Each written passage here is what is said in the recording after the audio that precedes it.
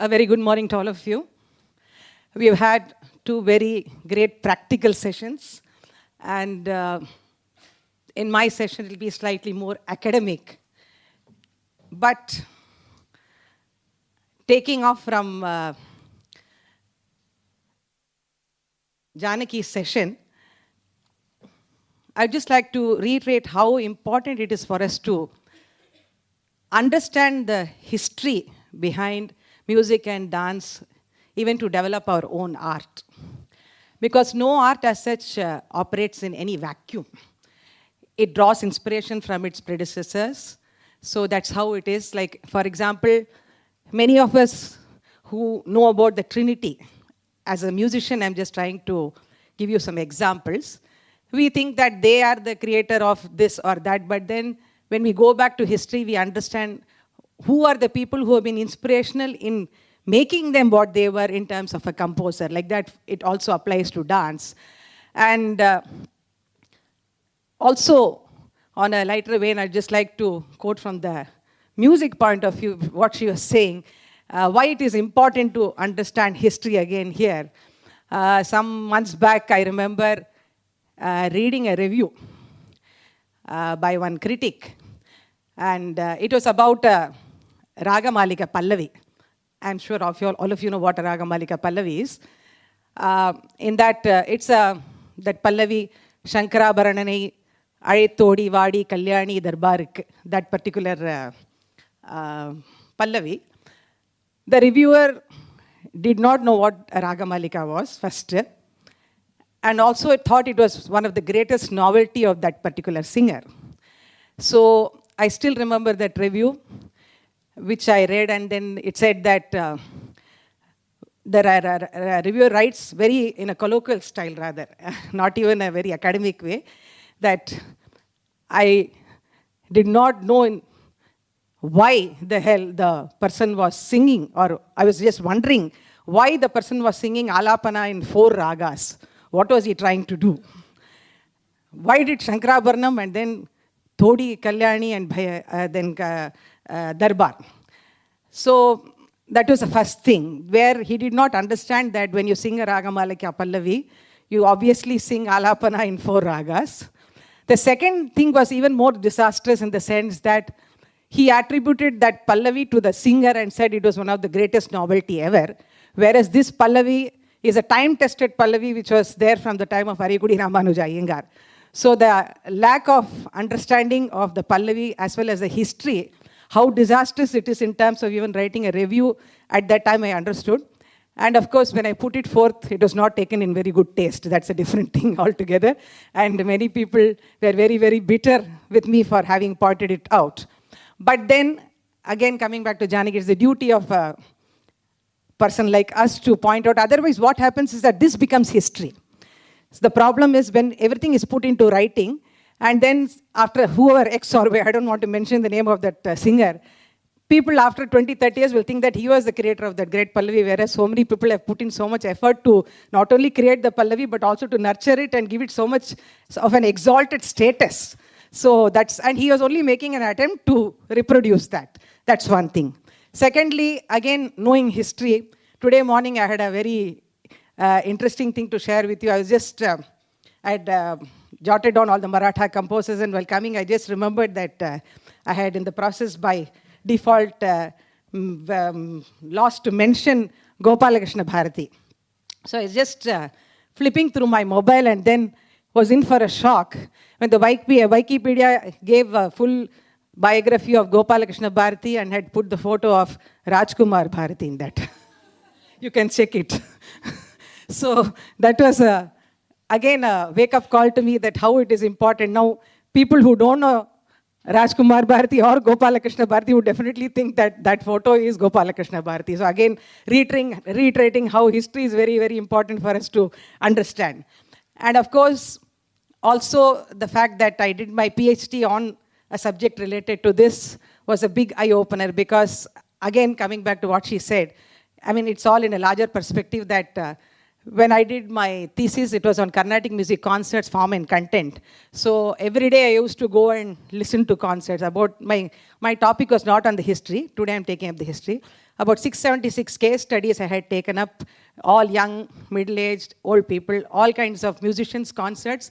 Every day going live and listening. This I was doing for 2 years before even I touched the pen. That was how my guide taught me that before you take up the pen, first read all the material which is available on the matter and also try to have practical experience. Now coming directly to the subject, this again is more a musical point of view only because I am a musician, but it is also in a way important for a dancer in the sense that only when we know that there are so many treasurable compositions available, we'll also get an intention to unearth it. Otherwise, we'll be dancing to the same set of things that I'm also seeing because I've been a chief guest to so many dance programs. You see that it's the same set of songs which the one guru means any disciple who dances will be having that set of items ready. So that is how most of I'm not talking of the established dancers. So in that context, how it is important to know. And the Maratha composers here are a Maratha period. We all know was one of the golden period of our history in terms of the development of music, dance, and other fine arts.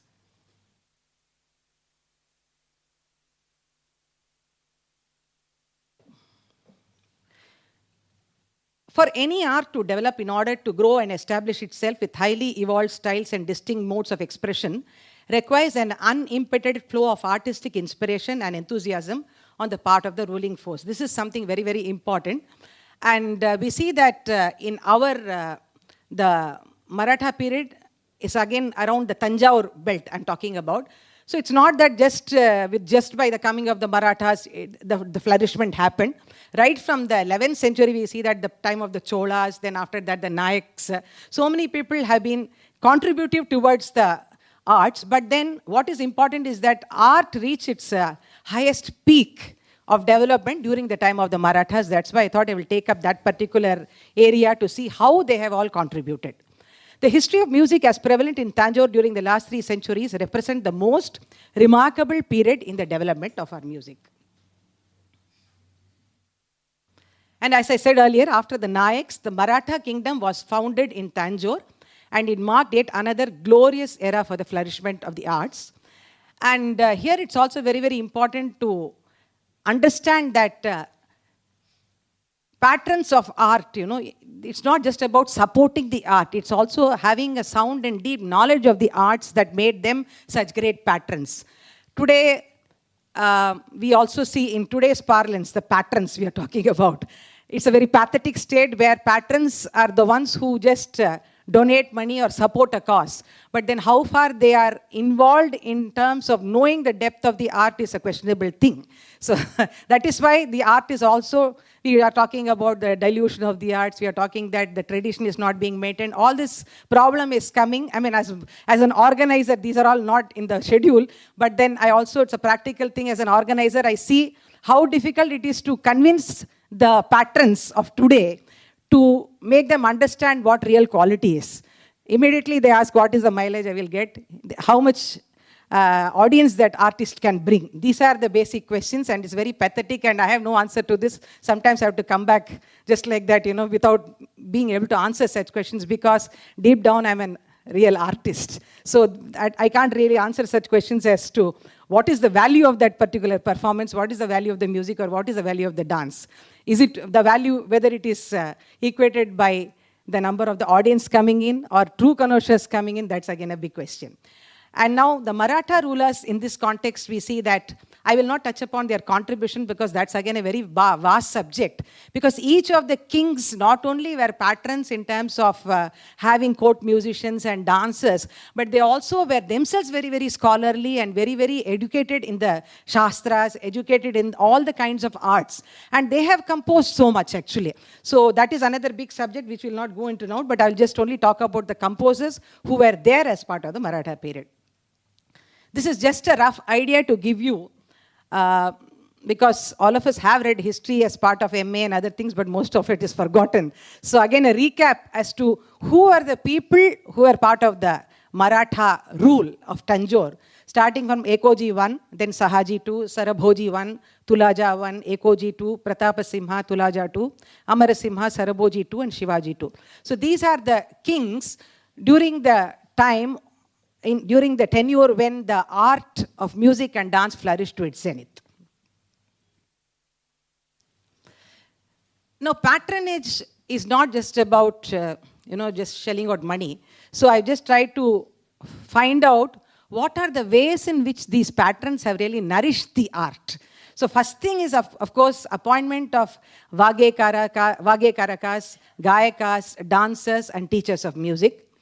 That is very, very important because they become a part of the court itself. So when they are part of the court, then what happens is the activity becomes a continuous kind of a thing. It is not like today where you go to an auditorium and then you have a program. But then all these become an integral part of the activities of the king himself. The second thing is establishment of the Saraswati Mahal Library, which is one of the greatest contribution made by these kings. Because if today we have to look up to any manuscripts, if you want to have anything about the historical material we have to go back there only because they are the ultimate storehouse of many such valuable material. Holding of periodic concerts, dance performance, drama in the Royal Darbar. I mentioned that. Then honoring of musicians with valuable presents and birudus. Free gift of land and house to musicians and dancers. Study of music by king and court musicians. That's also very important, where they themselves studied the art. Then allotment of funds for maintenance of the Saraswati Mahal Library and Sangeeta Mahal, and collection of books and manuscripts relating to music and dance for archiving purpose. This also, when you see the history, you see how the kings have made painstaking efforts to collect material from various parts of India to make it available. That's very, very important. Now we come to the musicians and composers. The great Vagekaras and saint musicians who lived during this time composed many outstanding compositions, and this laid the foundation of our modern Carnatic music. I have just given some important, but there are many more as part of this. You can just run through it. I'll just be talking about a few of them only for the time that has been given to me. But here what we need to understand is that before the coming in of Dikshadhar, Shyama Sastri and Muthuswami Dikshadhar, how many more composers have adorned the field and contributed is one thing I wanted to share here through this presentation here. And also in this we have to importantly understand that though the courts and the kings patronized music, not all the composers actually fell into the court area, actually, in the sense that if you look at composers like Narayana Tirthar, Bodhendra Sadguru, or a Trinity, they were all saints who sang for their own self. I mean, for them, music was a means of reaching God, a vehicle to reach God. So that was a different purpose. Whereas the others like Giriraja Kavi, Soma Kavi, all these people, they were a part of the court. So you would also see how they have not only composed compositions, but also hailed the great patrons through their compositions. So that is one difference you see in the composers themselves. That is the focus of the composer, why he has composed. One is in praise of the patron who has been patronizing him. That's the first thing. Some people have been independent of this and they have composed on their own, but they have lived at the time of the Maratha period, like what I was mentioning about the Trinity, then Bodhendra, then Sridhara Venkatesha Ayyawal, and others like that. First, I would like to make a mention of Giriraja Kavi. He lived during the reign of Sahaji II and Sarabhoji I. And from the dancer's point of view, it would be interesting to know that he composed a number of padas and yakshaganas. And his mudra was Giriraja Sutta.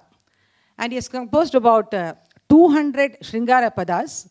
And they are available with full text and only the name of the raga and tala. You don't have notation for all that. You have the name of the raga and tala mentioned in the manuscripts.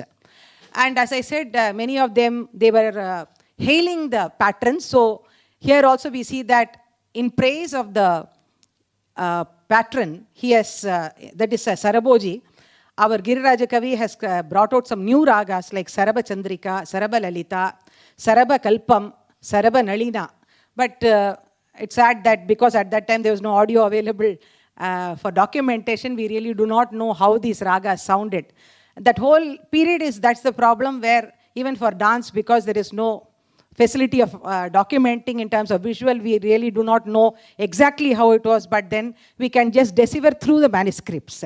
In music, it's a slightly more advantage because you have notation at least for some of the compositions. So with that, if you try to follow the notation, you'll be able to at least understand what is the whole import of that particular composition.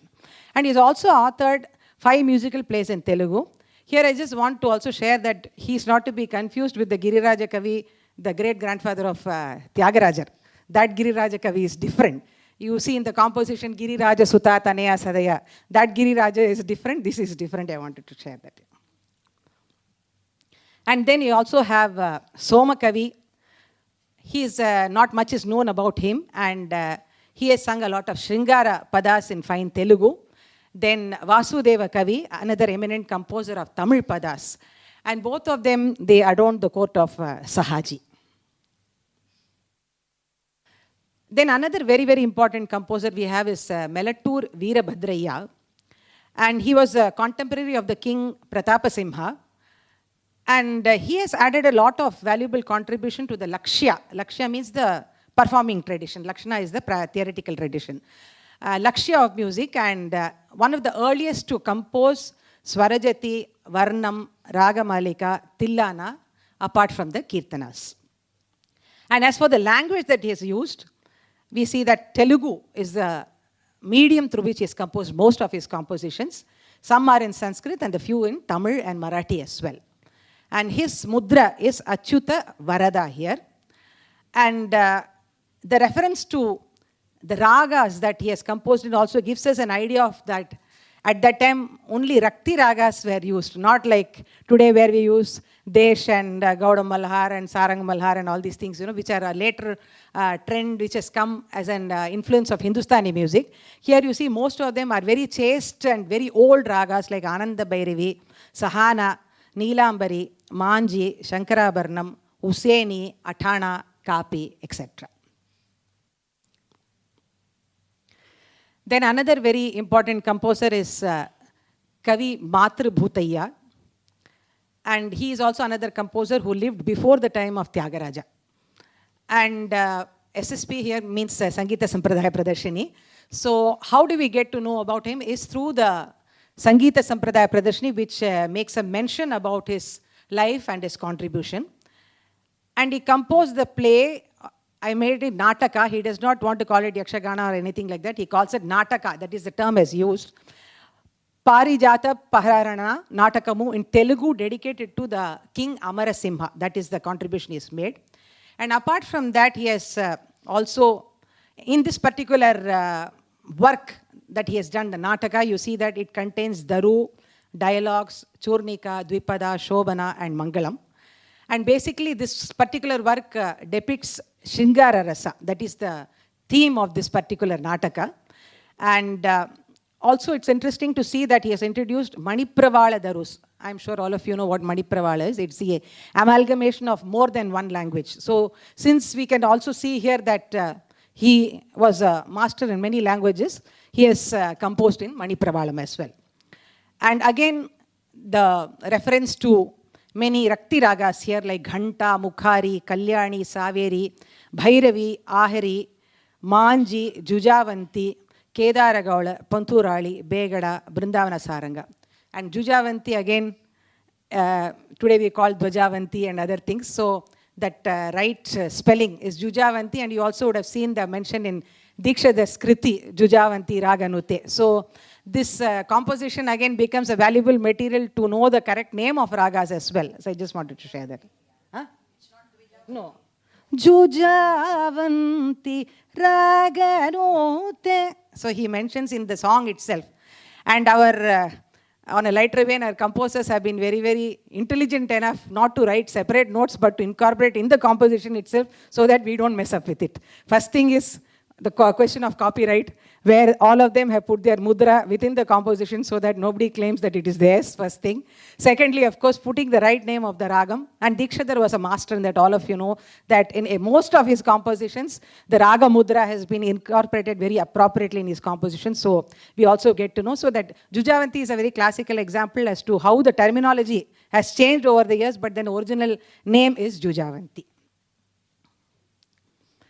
Then we come to Melattur Venkatrama Shastri. What is my cut-off time?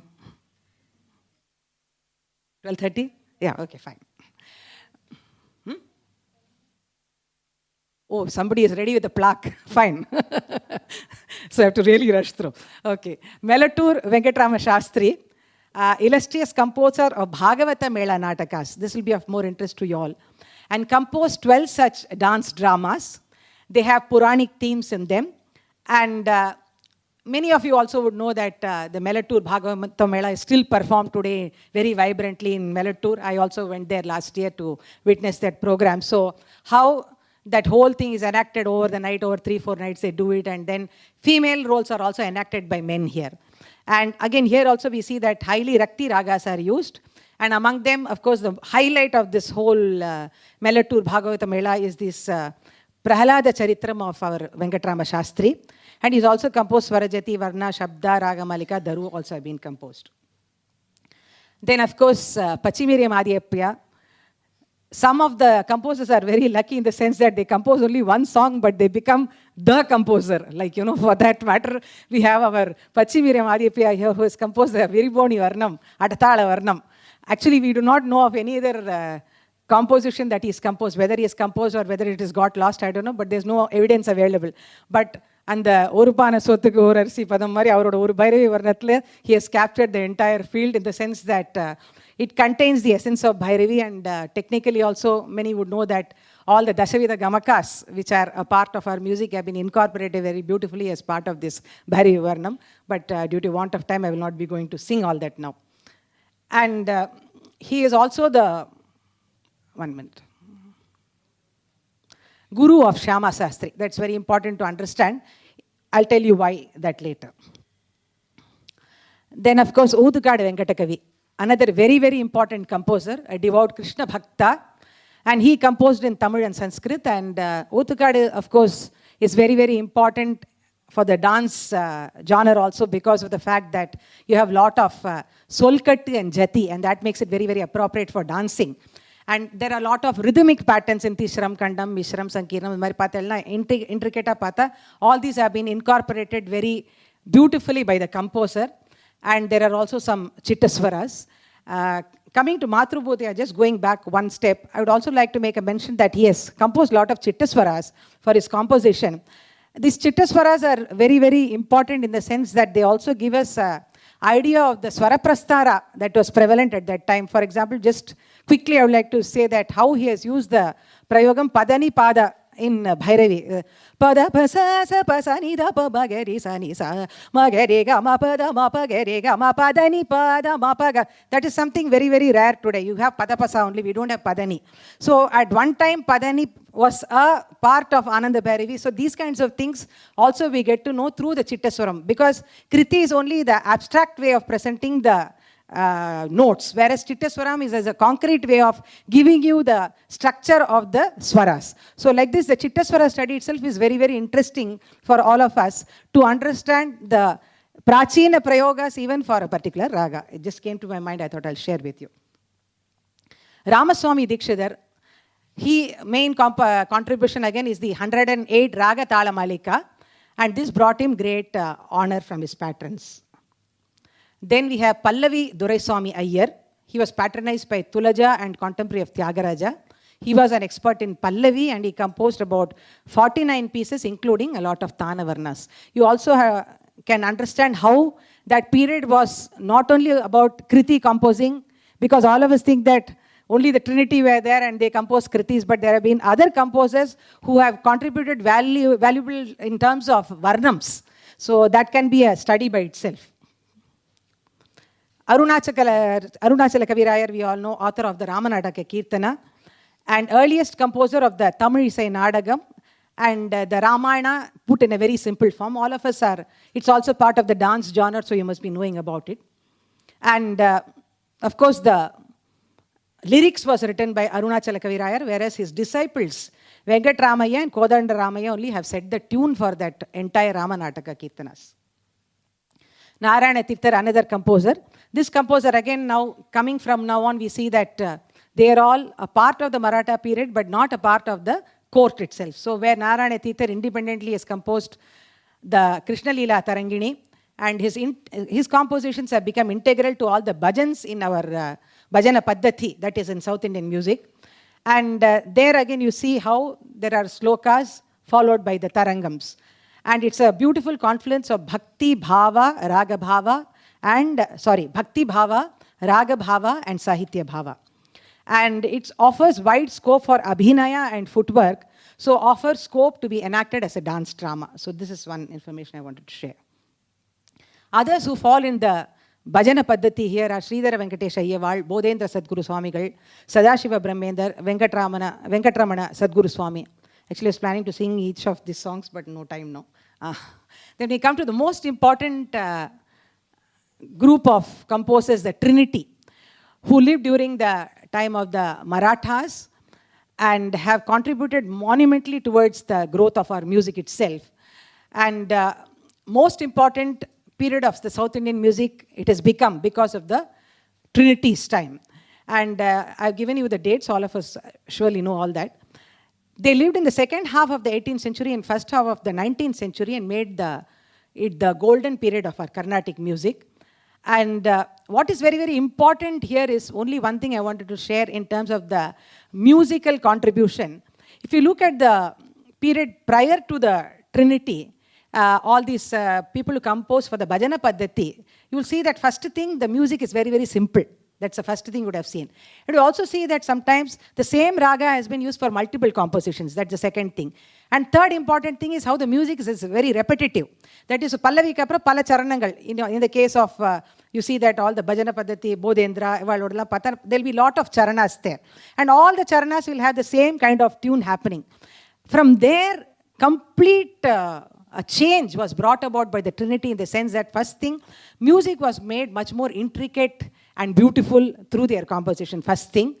And the music does not mean the corpus of compositions, but the very structuring of musical idea into the kriti and other forms. This is very, very, very important to understand. It requires a whole session to explain it, but I will not go into that now. But what I want to say is that it was not just about devotion. As an academic person, I would like to share that their compositions is not just about bhakti and then they're singing to God, but they were able to bring out so many facets of music through their composition. And the form kriti assumes a special meaning from the time of the Trinity, and artistically perfect, spiritually elevating, and full of melody. The compositions of Trinity monopolize the major part of the concert. Okay. Tyagaraja has composed about 700 songs, employed over 200 ragas, and out of these more than 100 are his own creation. And for many ragas, we have only Tyagaraja's kriti as lakshyas. So that from that point of view, as to creating this again, even for dance or for music, what I want to share is that just creating scales is not a great accomplishment by anybody. I can create 100 scales, you can create 200 scales. But how do we give life to the scale is through a composition. So that's where they were great masters in terms of giving beautiful shape. Even if you take a ragam like, for example, Jayantashri or a Chandra Jyoti, or if you take a Bindu Malini, these kind of scales have been given a beautiful structure through the compositions of the Trinity, especially Tyagaraja here. Apurva ragas, Rakti ragas, all have been handled by him. Dikshadhar again, here from a dancer's point of view, to understand how that the emotional, the bhava portion. Tyagaraja was a person who had a personal kind of a relation with God. So all these compositions will be more personalized. His kind of a conversation with God. And here also you see that in his conversation, it's not just about bhakti, where he says that God is the greatest thing, like that. He looks at God as a friend, sometimes so many moods. You see, he's angry with God sometimes, he's happy with God, he hates God sometimes. There are different kinds of moods that he is trying to converse with through, to God. That is very, very interesting to study. And also the Navavida Bhakti that we talk about, all of it you can see that he is incorporated in his compositions, and also he makes a mention about all these Navavida Bhaktis in his compositions. That itself is a full session where we can analyze and see how he has handled the Navavida Bhakti through his compositions. Dikshadhar was a different approach because his was a more intellectual approach to God, where there's nothing personal. So he only tried to glorify God and try to, so if you look at one composition, you will know about the deity, what are the things associated with the deity, these kind of very intricate information about the temple, its history. So that's again a storehouse of information that he gives us. And in his composition, again, you see the Vainika style. He was a Veena player, so that style is reflected in many of his composition. And then we come to Shyama Sastry, who composed, I'm going at jet speed, I know, but already the placard was shown. So compositions noted for polished music, beautiful language, rhythmic excellence, and Karuna Rasa. And his Swarajatis deserve a special mention because dancers are also using it very well. The Todi, Bhairavi, and Yadukula Kambo, the Swarajatis. I'm sure most of you would have witnessed that spectacular presentation by Dr. Vaijayanti Malabali, the Bhairavi Swarajati. Absolutely out of the world experience, I would say. That again is, for me as a musician, I mean, I do not know the technicalities of dance like you people, and I must confess that, but from a musician's point of view, for me it was like, revelation how such a Chaukakala kind of a composition, so, Vistaramana or a Swarajati, how it can be beautifully portrayed as a dance form. But it requires a lot of intense attention also to be a rasika for that kind of a performance, because you can't expect much action. It is very subtle. So there it's, it's a beautiful conversation happening in such pieces. Then this, we'll skip all this now. And the impact of the Trinity in this particular Maratha period has been that they brought in a renaissance, I would say, in terms of bringing in new compositions, new approaches to raga, new approaches to tala and other things. The main thing which I would like to just share before I wind off is about the contribution of the Tanjavur quadret, which will be of more importance as dancers. We all know that the Tanjavur quadret, Ponnaya, Chennai, Vadivelu and Shivanandam adorned the court at that time. And they have had an honored place in the galaxy of composers of dance music. And they have composed a large number of dance forms like Alaripu, Jatiswara, Swarajati, Padavarna, Shabda, Tillana, Kirtana in praise of Lord Brihadishwara, and also the Maratha Rajas. As I said, they also glorified the Rajas. So Saraboji too and Shivaji, they were the last of the Marathas. They have been at that time. Ponnaya composed Kautuvam, Tanavarnam, Kirtanam, Alaripu, Jatiswara, Shabda, Swarajati, Chaukavarnam, Raga Malika, Pada, Javali, Tillana, Daru in praise of Brihadishwara, and some are addressed to the kings. Then Shivanandam, he lived during the time of Shivaji too, and he's composed Tamil Padas, Javali, Tanavarnam, and Chaukavarnam. Vadivelu and Chennai, of course, they were not a part of the Tanjavur thing. One of them migrated off to Travancore, and another went off to Mysore. Now, what is their contribution? Their contribution to growth of Bharatanatyam in its technical and development aspects are absolutely invaluable. They composed dance musical forms and also established a systematic paddhati for dance.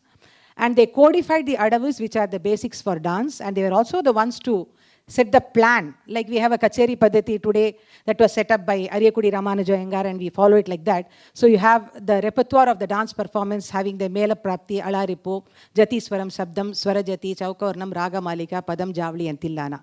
They also composed several pieces for each category set to different ragam and talam.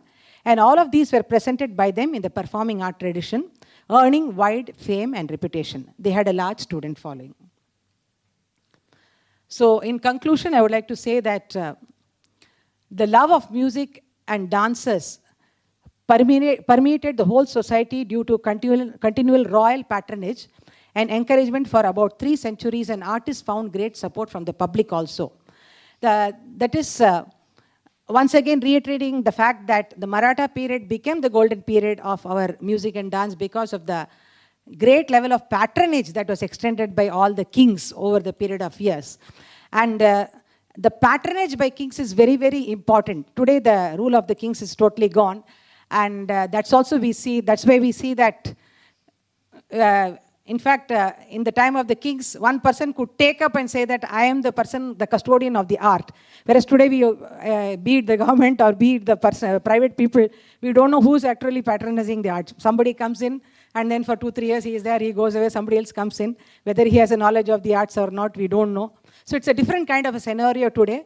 But yesterday we were having a seminar at the Madras University where one of the speakers was also telling how we must move ourselves to that times to visualize how it was at that time. So I was just, trying to imagining myself as to a place which is surrounded by dancers and musicians and music works and dance works, all the 24 by 365, and we all as artists wish we could be a part of it. But the reality is we just can't be. We're handling so many things at a time today, morning, and once as married, it's a different thing with cooking and children and husband, and then part of it also dedicating to dance, it becomes a different scenario. But the Maratha period has been a beautiful period, I would say, because everybody, be it the Raja or the Praja or the artist, everybody was submerged in art and developing of art. Of course, the main thing was the support. That is very important. Giving so much of land, giving so much of money. If somebody gave me golden ornaments every day for the work I have done, I would be only pleased to continue that work. But today it's more matter of survival, so the change has come over now. But then that was also very, very important for arts to develop. If we call that period the golden period of the development of arts, because of the great patronage that our Maratha kings have lent and nourished the art.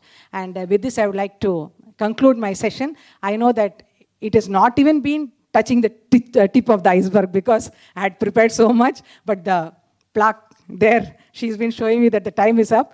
But once again, I would just like to really commend the wonderful work that Dr. Lakshmi Ramaswamy has done in bringing up this beautiful seminar. I think she really deserves a big hand. Because such a thought itself, I was really very fascinated. Because yesterday also I was there at the university for a seminar.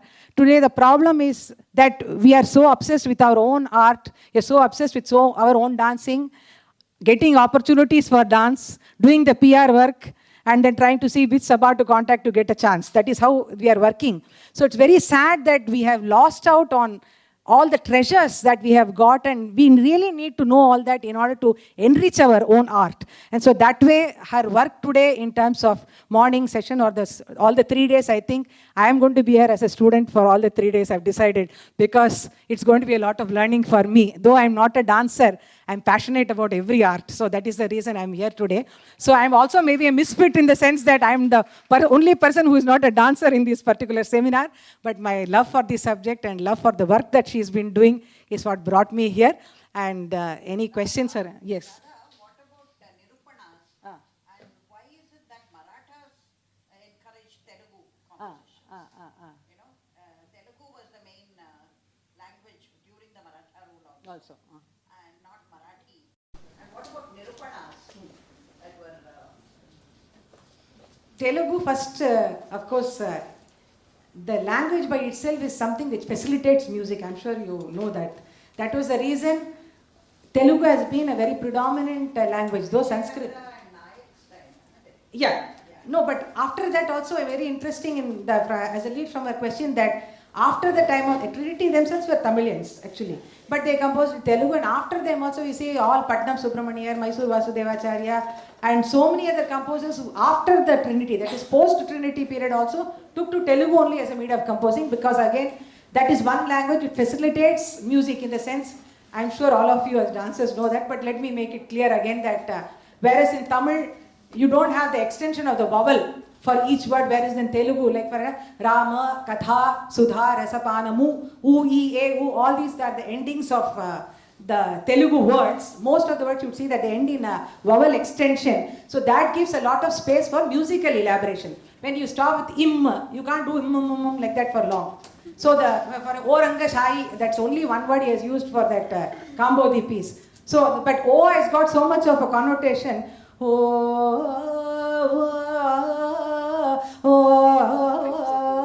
Ranga Shai.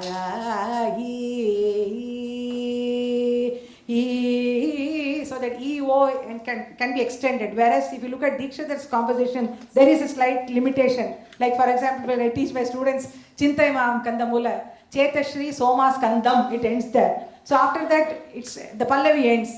That im, how long can I do? Then it becomes oo, e, it gets distorted. Whereas Telugu is one language where you can really have that facility, and that's why you see that many composers, even the Varnams for that matter, are all in Telugu. Tamil Varnams are very rare as far as the music genre is concerned.